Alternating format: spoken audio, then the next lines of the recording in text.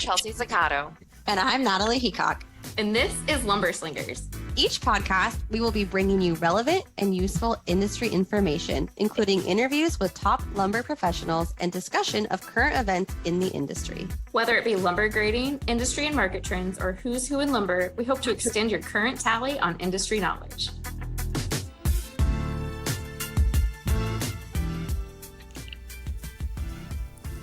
Good morning, Hello. Slingers. Welcome to the podcast of the people, the lumber people. The lumber people. How's it going, everybody? Good. Good. Living the dream as always. A little tired, but we're here. Yes. Seems like everybody maybe had a big week this week. So maybe I thought it'd be fun. We're all tired. Low energy. Maybe we all talk about the highlight of our week to infuse our day with a little bit of energy today. So let's start off with you, Trent. I'd say it was a last minute thing that happened. My mom and her boyfriend had extra tickets to go see this like small local production of $1 Million Quartet. And so we were able to have my sister watch Quinny, and Andy and I went with. And I really enjoyed it because it made me realize how awesome music was back in the day again. Like, I kind of forget that, like, because it's Johnny Cash, Elvis Presley, Carl Perkins, and Jerry Lee Lewis. And it's like, I've been on a kick listening to that music because that music is just, it's great. I mean, like, they're great singers. The music is just amazing. It gave me an appreciation again for that I kind of feel like I lost over the years because I've been listening to a lot more, recent music, kind of like from now. But it's like, gosh, man, those were some great songs. Cardi B. Yeah, like Cardi B, exactly. Lots of Cardi B. That is awesome. That's a great highlight of your week. And a little family bonding Natalie. time. Yeah, exactly. Me? You want me to go? Yeah. My highlight of my week was just traveling in general. I was in New England and I've never been there. I've never experienced anything over there. It was like a whole new world. And my God, do I love a Boston accent. Yeah. I just like, why can't we have a cool accent? I don't know why we don't have a cool one. It's really annoying. It's so annoying. We have nothing. We just sound like, I don't know. I know. Normal. Boston is one of my all-time favorite cities. It is, it's a whole vibe. And you do kind of feel like you're in a different country at some point because it's clean, it's classy. The people there are on a mission. They know what they're doing. They're direct. Like, it's just, the culture is really fun. The food is great. Food's so good. Did you know that Boston proper and Portland proper have the same amount of people, the same population? I don't think I knew that. But the suburbs and surrounding areas in Boston is, obviously much larger. And the actual square footage of Boston is much smaller. So everything's very compact and people are on top of each other. But the actual population itself in the proper area is the same. Very interesting. That makes sense why the hotel rooms are like closets. Or they're tiny. They're tiny. They're tiny. What's your favorite restaurant you went to? We went up to the North End twice, which is the Italian area. Yep. And so obviously I had the best meatballs. Yeah. I mean, if my grandma's listening, I'm sorry, Grandma, but I had the best meatballs I've ever had in my life yesterday. They were so good. It was a restaurant called Limoncello. And it was like one of the only restaurants that was open for lunch. Most were just for dinner. And oh my gosh, the meatballs were so good. Love a good meatball. There's a really famous dessert place in that area. I can't remember if it's a guy's name on it. It's like Mike's or Michael. Gosh, I'm blanking out what it was called.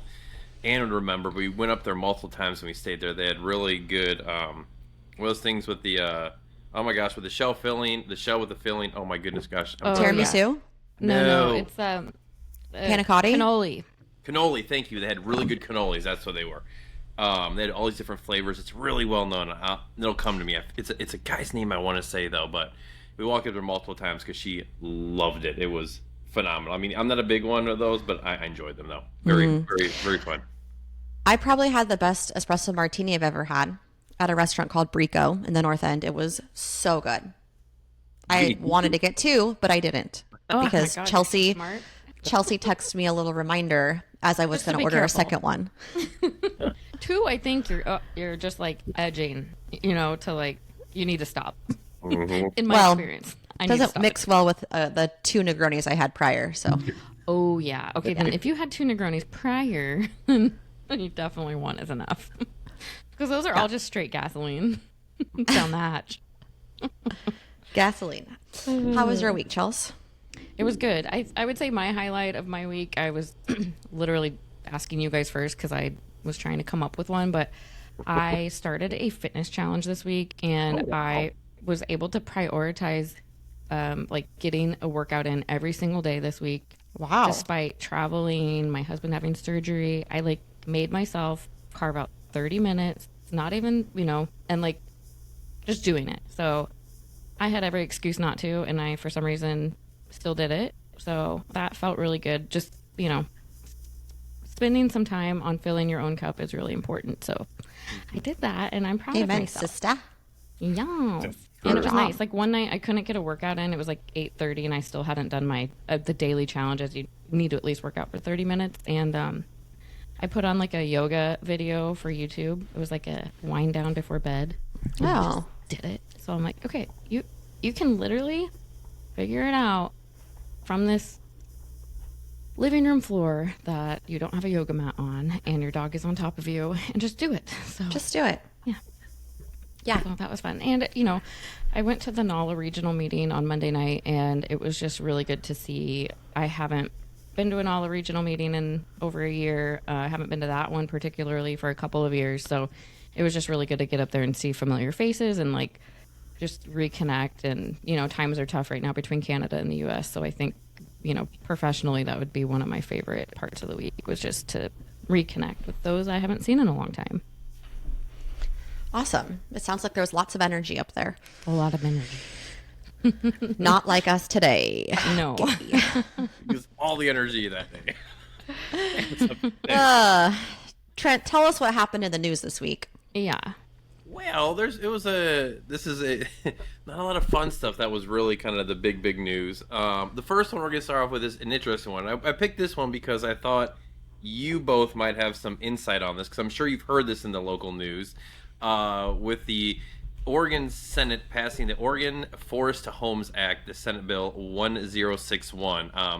It happened at the end of April, but it's kind of been making the rounds more so, and it was very interesting because, like, I was reading, I started kind of spiraling on this one because I'd heard about it in passing a while ago, and I started reading a whole bunch of stuff about it, from like the actual bill to different things about responses to people, and it's a very interesting idea. Like, I understand, like, it seems to me it's very reminiscent of a lot of things where I understand the concept behind it, but I'm not sure how I feel about the reality of how it's being implemented, if that makes sense. So kind of the TLDR is that it would allow individuals who complete a one-day training course to become certified to grade lumber. Once certified as a grader, a mill owner could sell his lumber directly to a builder. Certified small sawmill operators will be able to sell lumber directly to homeowners or their agents for use in single-family homes or duplexes. Now, like I said, the idea behind it of getting more people involved, I like that concept, but like as soon as I read this, I was like, a one-day course, being able to say that you're a grader and sell stuff that could be used in like building homes is kind of scary to me. So I'm sure you've heard a lot about this, so I was just wondering what your takes are on this, and kind of like what the rounds are like locally as well. I'm going to be honest. The first time I heard about it was this morning. And Same. I was like, how have I not heard about this? Really? I think because we had a week, Natalie. But I think that, okay, the key here is that small sawmill operators. So I'm wondering if that means, there's these more boutique guys that have logs and they cut and they don't make more than, a few thousand board feet a day. Maybe that makes sense. To cut out altogether, like the middle part where you sort and grade and dry doesn't really make sense to me. So I think this is really specific to these really much smaller boutique sawmills as I'm reading it. But yeah, I don't know if I want to go build a bunch of houses with somebody that took a one-day grading course. No, I do know that I do want to take the one-day grading course so I can call myself a lumber grader. I know, actually. I That'd was be interested dope. in that too. I know. And it's Oregon State University's extension service. Let's do it, Chels. That's interesting. Let's do it. I know. Yeah. It's Oregon State. I was like, that's kind of cool though, because I mean, obviously, I'm sure we know a lot of people from there as well. So it was interesting. That's what I thought was an interesting dynamic because it's I mean they're very reputable in this. So it's just like I think one day is I think the scary aspect, and I use scary like the fact that it's like a week long. That's one thing, but like anything that's one day to get certified always seems like it's like ugh. Like I mean I don't usually have the whole lot of retention after one day of a whole course. It's like quiz me the next day at least 2-day courses at a minimum. Yeah, it's interesting. Once certified a grader, a mill owner can sell his lumber directly to a builder. So, certified small sawmill operators will be able to sell lumber directly to homeowners or their agents for single-family homes or duplexes. So, I'm just wondering, there had to be a need for this at some capacity for this to get all the way to the Senate. And from the research I was looking at, it was basically this is just like one person's perspective. One of the lawmakers, they were saying it's because there's been there's less mills than there was years ago, and it's to try to get more people involved in it. Which, like I say, I understand that concept, and I don't think it's a bad concept, but I just would be interested to know the details of what this all entails because it seems at face value it kind of.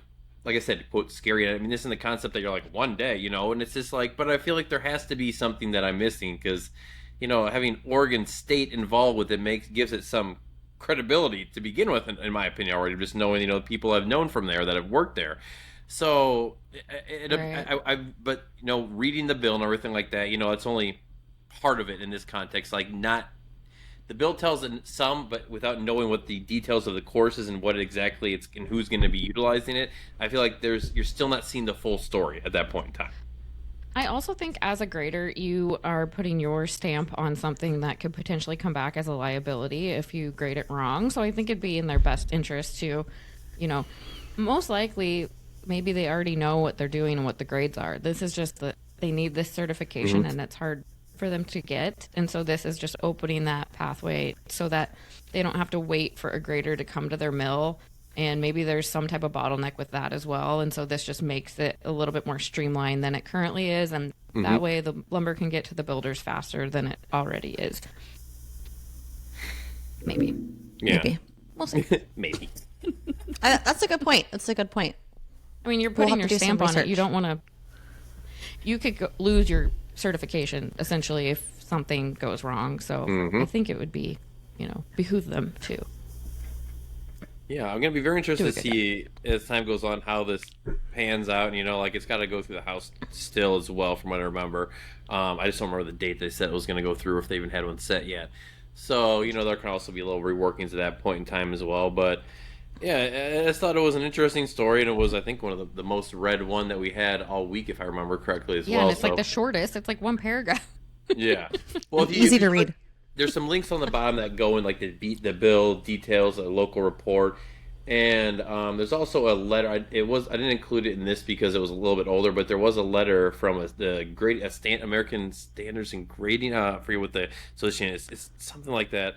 From early in April, if I remember, where they were kind of not too gung-ho about this. It was like a couple-page letter that I was waiting to see if they had a response to the passage through the Senate, see if they respond then, and see, because I was a little bit older and whatnot. But it's an interesting letter. I mean, I can link that at the bottom now we're talking about it, just, in case anyone goes looks at the article so they can at least see that. But yeah, it's this very interesting story, I thought. And, like I said, everyone else thought so too. Yeah. Yeah. So Interesting. The other kind of big stories that came out this week were some unfortunate ones, which were some facilities that are announced that they were being closed. So one of these kind of flew under the radar initially, but it's been, you find out a lot about these by looking up, and you can look at the warrant acts that are put. I've seen some that were locally as well. There's a place around here called Starved Rock Wood Products that had a warrant act that went in at the beginning of May, for example. So, try to check those lists as much as possible to see, because, sometimes if they're not a bigger company, they're not going to necessarily always publicize, and even bigger companies don't. So the first one is the Geld Wen. They put out a warrant notice for one of their facilities in Oregon, and it's going to include 128 layoffs at that location. So that's kind of rough, I mean, especially when we're just talking about how, the idea behind just in general the facilities, that bill we just spoke about is because there's facilities being closed in Oregon. And then all of a sudden, this comes up on the heels of that. So, didn't like that. That was kind of unfortunate. I don't know if you guys are familiar with that facility in that area at all. No, I literally just had to Google where that is. I know. I was like, is that in Oregon? It is like southern. It's southern Oregon. Natalie, do we even live here? It's kind of by like Klamath Falls. Okay. Oh. Southern, central. Never eat shredded. Southeast ish. South central. Sorry guys, haven't slept in a few days. Or 5 or something like that. Yeah. And it was a permanent closure, and that's in the Chiloquin, Oregon area as well. If I don't remember if I mentioned that before. So, yep. All right, take us out of Oregon. Take us somewhere else. I'll take you to Boston. I'll take you to Virginia this time for some more news about another closure. This is a plywood mill in Emporia, Virginia. This is Georgia Pacific. They announced that they're going to permanently close this one, and it was effective that day, which was May 2nd when this was announced. The site will be completely permanently closed as of July 1st, and there's going to be 550 jobs that will be impacted by that. 550? Yeah. Holy crap. That's crazy because, why are all these American places closing? I thought we were supposed to be making more production in America. And and that's why I want to put the emphasis that these are permanent closures, because to your point, you would think that maybe they could be curtailments or something like that with that in mind. So that kind of struck me that they weren't curtailments, that these are all straight, complete closures, no kind of ifs, ands, or buts. Now, they obviously could be sold to somebody else or to a new owner, whether it be an already established or a new company in the future. But as of right now, just closures, very quickly and, kind of, yeah, it's just. Yeah, so it says 30-year low in existing home sales are impacting plywood business, as many of our plywood products are used in repair and remodel projects, which often occur when homes change ownership. Wow. It's true. People who have those low interest rates aren't moving. They aren't, and everybody did their repairs already when we all had to stay at home for 3 years. And I don't know if you've noticed this. The one thing I've noticed this anecdotally around here is I do see people doing renovations, but they're more minimal. I see a lot of people getting siding done. Like, it's been very odd. Like, around here, like, it's like I drive by and all these houses are getting their houses re-sided. So it's just it's very interesting. But I don't see large scale projects being done. And I did see a lot more of that around here. Natalie could probably keep that plant in business. She's got to do some home repairs coming up, I heard on the episode last week. Yeah. I got a small little water leak in my house. Nothing big. Just my entire house is destroyed. It's fine. Yep. I just got, landed last night, rolled in the front door at 11 p.m. and I was like, oh, my house is destroyed. Cool. I forgot. It's like, this is awesome. My house is one giant fan. I have the restoration company in here, and yeah. Am I hosting Mother's Day on Sunday? Also, yeah. So fun. You got that going for you, right? Yeah. Well, as a transition to the kind of the home ownership thing we were just speaking about, anecdotally, just a little update. All the houses that are for sale on my block are still for sale. I don't know if I mentioned this to you, Chelsea. There's a new one on sale, so we now officially have 3 houses for sale, and none of them have moved, and a couple of them have been like 2 or 3 weeks, which is still pretty interesting considering that before, like, we're talking weeks, and they would, I mean days rather, and they would be boom, boom, and like one of these houses, they had a complete renovation that we saw from the listing. So I think this kind of goes in with the tie-in with kind of how we're speaking about different things regularly with mortgage applications and like mortgage rates, and the one part that now this is obviously a week delayed with the mortgage applications is that they had increased 11% from a week earlier, and from the week before it was a not very large increase. So it's just been weird just to see how extreme these swings have been. It's been sometimes like a single digit, all of a sudden the next week it's a double digit increase, then double digit decrease. So this week was a 11% increase, which I think once again kind of goes in tandem with mortgage rates still being down relative, and this is more of a week over week thing. I mean, they're basically pretty much flat. The 30-year was at 6.7%, 6.7%. Oh my gosh, I can't say it. 6.76%. There we go. So it's literally unchanged from last week, but it didn't go up. Yeah. So I mean, that could have somewhat of an effect because we haven't, gotten back up to the 7% again, since I think it just ticked over it, early this year, but since then it's been kind of lower. And we're getting into the buying and selling season where, we're getting nicer weather, and this is when people start, at least around here, typically start to, kind of want to, make some moves. But Yeah.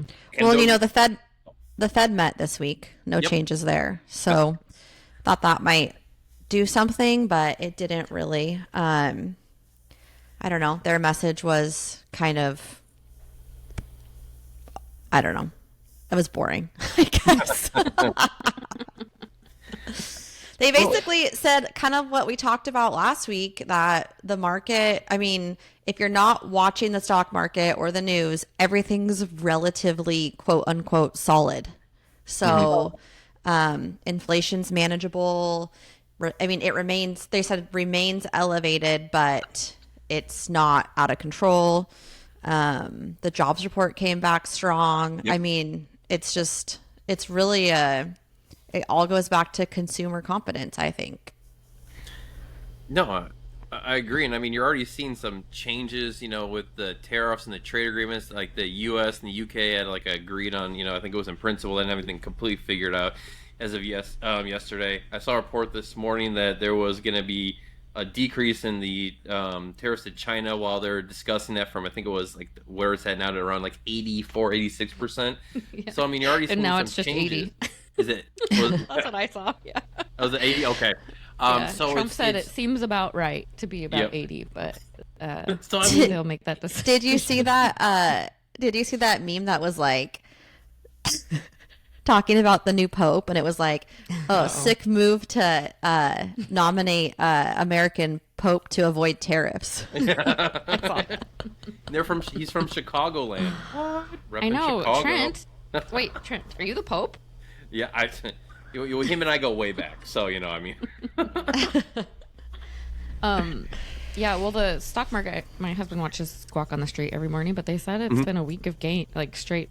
They posted gains all week, so all the major indexes, but Yeah, I it mean, doesn't feel like that if you watch other things. I haven't seen any major changes. I remember seeing some report earlier this week with the final boat from China without tariffs is landed in the U.S. stuff like that. So it's just I go back to saying that I think that some people are just gonna use this opportunity to increase prices regardless. And the only thing I don't like about that is, like we said before, I feel like they don't come back down a lot of times. It's once they find people will pay that for that, it's just we have short-term memories. We're like goldfish when it comes ooh, new news story. So it's okay, you're paying $1 more, which isn't a lot for us overall, but for them, you increase it for $1 on a certain product, and it's a lot in the long term. So I don't know. It's just it's such a weird time. I know. I heard of one of the indicators was container shipping, basically, obviously halting from China, which has caused a lot of disruption there and layoffs in the container shipping industry. I didn't see a story on that, though. I think I just heard that on the news when I was watching. Well, with lumber prices, the Madison's lumber price index showed that their cost as of the end of last week, so as of the end of May, beginning of May, it was at $4.96, which was down $12 or 3% from the previous week. In total, from a month ago, it's down 8% or $46. So it's at $4.96, and a month ago was at $5.42. It's creeping up. If you look at her lumber price index from 2021 to 2025, it looks like a roller coaster. The 2021 number is boop, boop, boop, boop. Still can't believe it got up to 1,700. And then It's crazy. It's kind of fun to see that on there. You're just I remember that. Yeah. Oh, Remember those days? yeah. Oh, yeah. When I was your age. Oh my goodness. Awesome. Well, does that round out our news for this week, Trent? Yes, it does. Awesome. Well, Thank you for enlightening us with all the top breaking stories and teaching us Oregon geography. And we will be next week. We're going to just be like, it's going to be so much energy. Everyone's going to be like, oh my God, I'm just like energized for my whole day. Ah, I'm gonna take a nap right before this. No. yeah. Here we go. Actually, I think I'll have a pump up song next week. That's a good There we idea, go. Nat. Yeah. We could do that beforehand. Pump up the James. Pump it up. Pump up. All right. Chelsea and I are speaking. Chelsea and I are speaking at an event on Monday. Oh wow. Yeah, I've been thinking about having a walk-in song for that. That would be Cardi good. B. I'd be down. Definitely Cardi. Well, We'll update you on that on next Friday. But for those listening, I guess today on Friday, and it's still Monday, it's the Oregon Women in Lumber event, and I believe tickets stopped. The ticket sales stopped yesterday, unfortunately, but it's just like 100 women in a room and learning from each other's experiences and all facets of the lumber industry. You've got loggers, like everything. in It's there. so cool. Like, Yeah, it's really cool. like lumber industry investors, like everyone. It's cool. Yeah, it's really awesome. We're Mill looking forward to it. managers, green chain pullers. I mean, anyone. Yeah. So You pretty touch badass. lumber, you can be there. Yes. All right, guys. Well, have a great rest of your day, and I'll see you next week. Bye. Bye.